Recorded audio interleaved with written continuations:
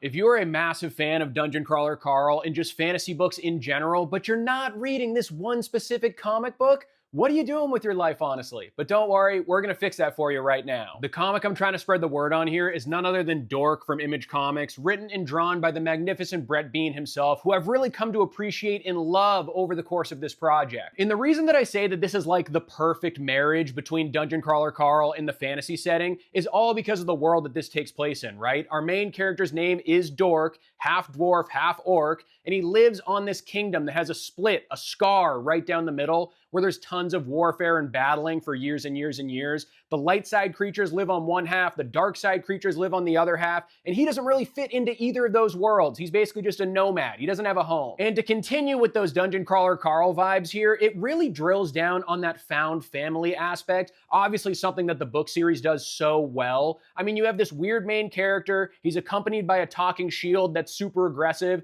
and he's also followed around by the head of this undead ghost chicken. It'll all make sense once you start reading it. Brett Bean is also the primary artist on the Crocodile spin-off graphic novel set in the Dungeon Crawler Carl universe that's all about Florin, if you didn't know that. And he also does a couple of the covers for the Dungeon Crawler Carl comic book. So him and Matt Dinniman are clearly on the same wavelength here. I think there's about 6 issues out now, so there's just enough material there to give you a sweet little binge and figure out what this series is all about. Do yourself a favor, pick this up.